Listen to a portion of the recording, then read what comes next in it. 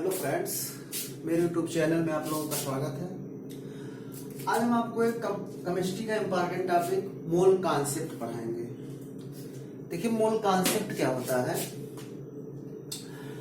मोल जो है एक नंबर होता है। जैसे मान लीजिए कोई सामान जो है एक दर्जन है, एक डजन्स, 1 डजन्स, उसमें कितने सामान होते हैं? 12 सामान होता है। उसी तरह से मोल भी जो है एक संख्या है केमिस्ट्री में। तो अगर कोई भी चीज एक मोल है, अगर एक मोल है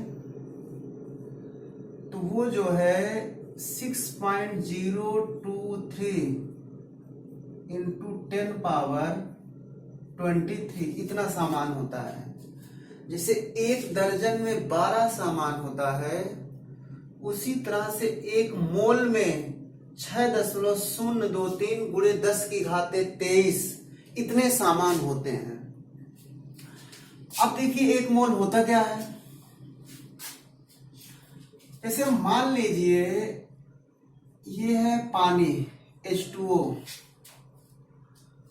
और यहां पे हम लिख दें कार्बन डाइऑक्साइड, यहां पे लिख दें अमोनिया। अब ध्यान दीजिए, यहां पे लिख दें कार्बन। तो जो पानी है इसका मॉलिक्यूलर वेट या मॉलिक्यूलर मास या हिंदी में अणुभार कहते हैं, तो इसका मॉलिक्यूलर वेट कितना होगा? एक हाइड्रोजन का 1 होता है तो 2 हाइड्रोजन का 2 हो जाएगा, हाइड्रोजन का 2 हो जाएगा और प्लस एक ऑक्सीजन का जो हो जाएगा 16, तो ये आ जाएगा 18। कार्बन डाइऑक्साइड का देखिए, एक कार्बन का एटॉमिक वेट होता है 12 और एक ऑक्सीजन का कितना होता है 16, तो 2 ऑक्सीजन का हो जाएगा 32 या 32। और यहां पे देखिए अमोनिया का हमको निकालना है, नाइट्रोजन का होता है 14 एटॉमिक वेट और एक हाइड्रोजन का 1 होता है तो 3 हाइड्रोजन का 3। पिछले वीडियो में हमने आपको मॉलिक्यूलर वेट निकालने सिखाया था।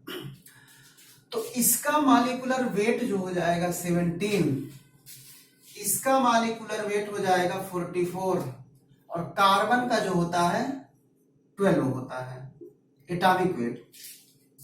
अब देखिए ये मॉलिक्यूलर वेट है और ये इसका एटॉमिक वेट है। तो एक मोल होता क्या है? जितना मॉलिक्यूलर वेट होता है किसी भी कंपाउंड का या किसी भी एटम का, जितना मॉलिक्यूलर वेट होता है अगर हम उतना ग्राम ले लें तो वो उसका एक मोल होता है। तो ये जो मॉलिक्यूलर वेट है ये साइंटिस्ट लोग पहले से बना चुके हैं, इसको हम लोग चेंज नहीं कर सकते हैं। तो ये जो मॉलिक्यूलर वेट हम लिखे हैं तो ये हम चेंज नहीं कर सकते, बदल नहीं सकते। अगर हम इतना ही ग्राम ले लें सबका तो वही एक मोल होता है। जैसे पानी का जो मॉलिक्यूलर वेट होता है 18 या 18 होता है, तो अगर इसका हम 18 ग्राम ले लें तो ये पानी का एक मोल हो जाएगा। अमोनिया का मॉलिक्यूलर वेट होता है 17 या 17, तो अमोनिया का अगर हम 17 ग्राम ले लें तो अमोनिया का एक मोल होगा। कार्बन डाइऑक्साइड का मॉलिक्यूलर वेट होता है 44, तो अगर इसका हम 44 ग्राम ले लें तो इसका एक मोल होता है। कार्बन का एटॉमिक वेट होता है 12, तो कार्बन का अगर 12 ग्राम हम ले लें तो कार्बन का एक मोल होगा। तो हम क्या बताएं? जितना मॉलिक्यूलर वेट होता है किसी कंपाउंड या यौगिक का, जो कि पहले से साइंटिस्ट लोग फिक्स कर चुके हैं, हम अपनी तरफ से उसको ग्राम में उतना ले सकते हैं। तो क्या बताएं?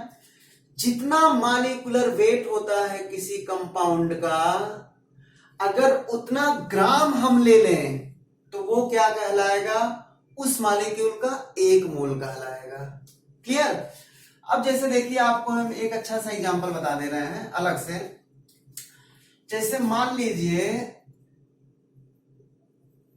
लड्डू का मॉलिक्यूलर वेट 100 है, लड्डू का मॉलिक्यूलर वेट 100 है। आपको ऐसे जनरली हम समझा रहे हैं। तो मॉलिक्यूलर वेट अगर 100 है तो इसका कितना ग्राम ले लेंगे कि 1 मोल होगा। इसका अगर 100 ग्राम ले लेंगे तो 1 मोल होगा। देखिए अलग से हम समझाने के लिए गए हैं। जितना मॉलिक्यूलर वेट होता है किसी भी कंपाउंड का, अगर उतना हम ग्राम ले लें तो उसका 1 मोल होता है। लेकिन जो डिफिनीशन दी जाती है केमिस्ट्री में, डिफिनीशन 1 मोल की दी जाती है, कार्बन से दी जाती है। ध्यान दीजिएगा, किससे दी जाती है? कार्बन से।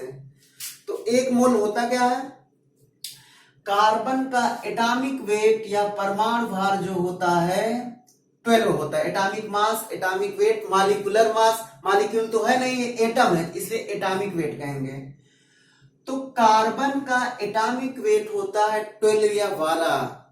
तो डिफिनीशन यहीं से दी जाती है, कार्बन के 12 ग्राम में उपस्थित प्रेजेंट जो एटम होते हैं उसी को हम 1 मोल कहते हैं। तो मोल आपको समझ में आ गया होगा। जितना एटॉमिक वेट है अगर उतना ही ग्राम ले लें तो उसका कितना होता है? 1 मोल होता है। चलिए और देखिए, बताते हैं एग्जांपल। अब जैसे मान लीजिए, जैसे देखिए ग्लूकोज हम लिख दें, हम लिख दें ग्लूकोज।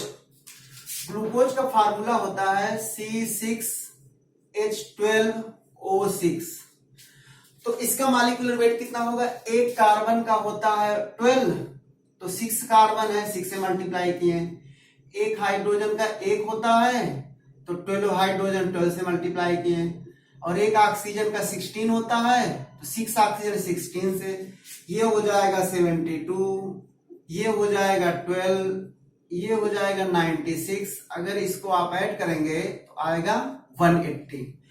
यानी कि ग्लूकोज का मॉलिक्यूलर वेट कितना है? 180। तो अगर हम ग्लूकोज का 180 ग्राम ले लें, अगर 180 ग्राम हम ले लें तो वही क्या होगा? ग्लूकोज का 1 मोल या 1 मोल होगा। तो जितना मॉलिक्यूलर वेट होता है जो कि पहले से साइंटिस्ट लोग फिक्स कर चुके हैं, अगर उतना हम ग्राम ले लें तो क्या कहलाता है? 1 मोल। लेकिन केमिस्ट्री में देखिए डिफिनीशन किससे दी जाती है? केमिस्ट्री में डिफिनीशन कार्बन से दी जाती है। जैसे कार्बन है, कार्बन का, तो कार्बन के 12 ग्राम में जितने एटम हों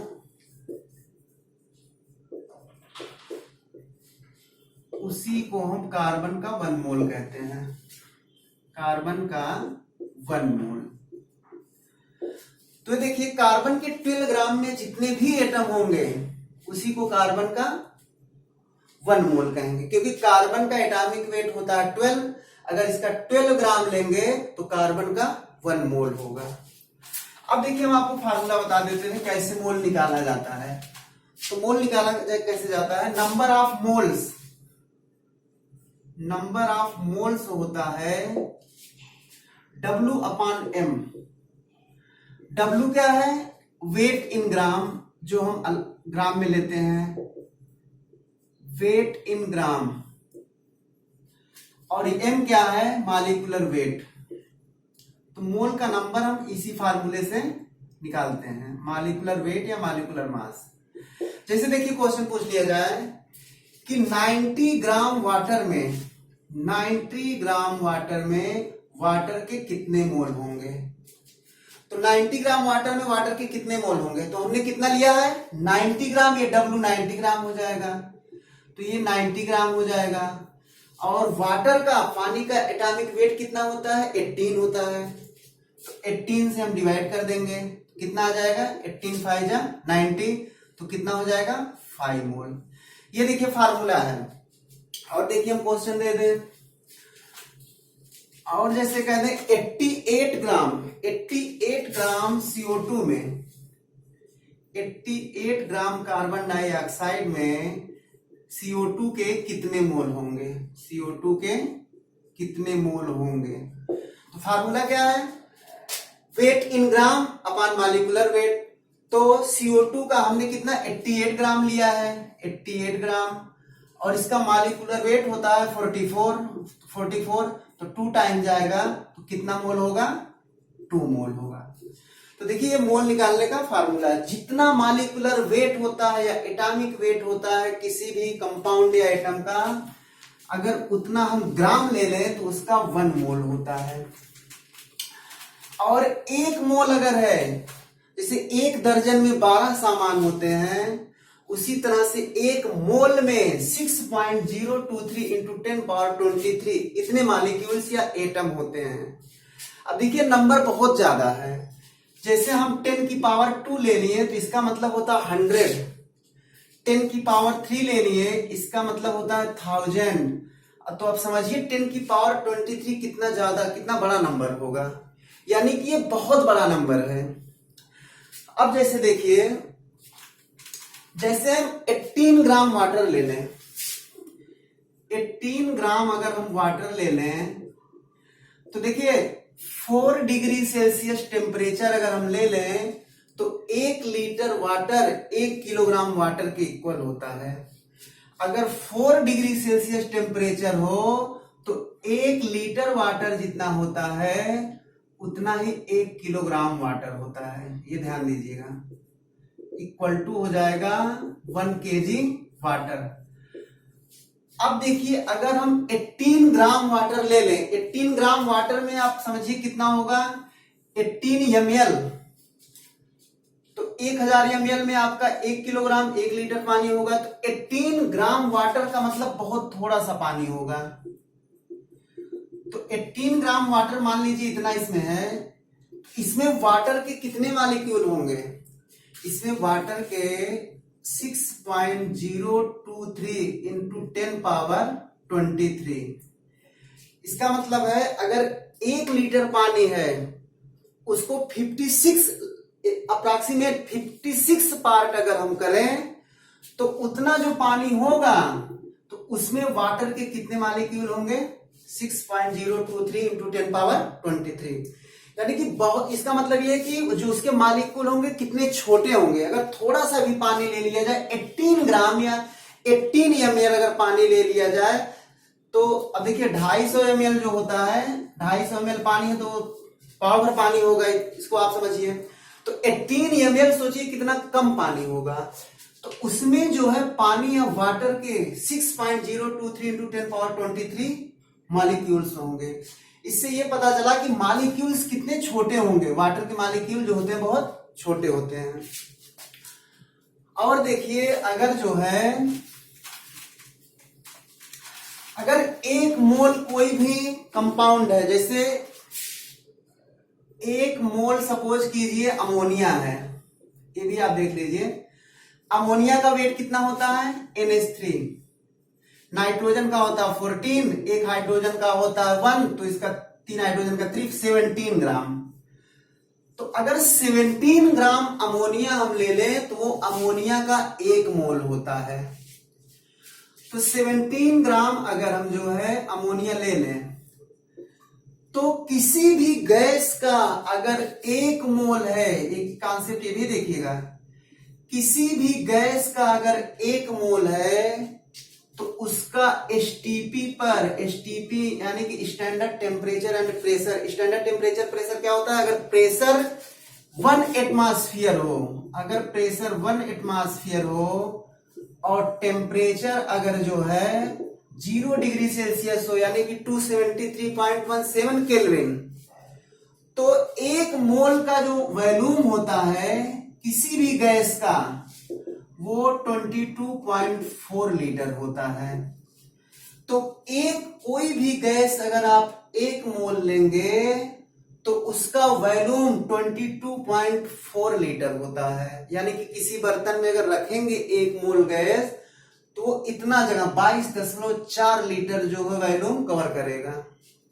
फिर से देख ले इसको, 1 मोल गैस का 1 मोल गैस का वॉल्यूम STP पर 22.4 22.4 लीटर होता है।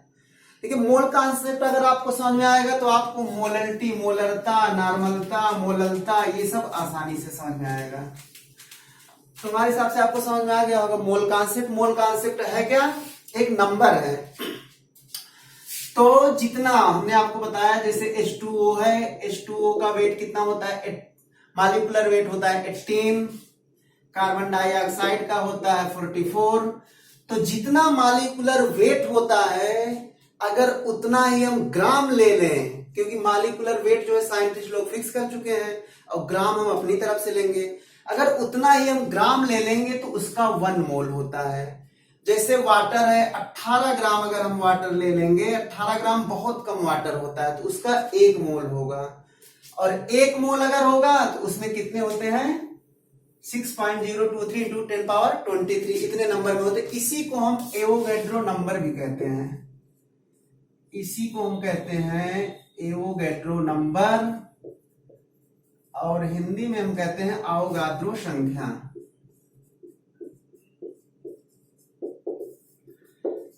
चलिए देखिए, अब हम आपको एक बार फिर रिमाइंड कर दे रहे हैं, नंबर ऑफ मोल्स कैसे निकाला जाता है। ये number of moles n equal to होता है W अपान m।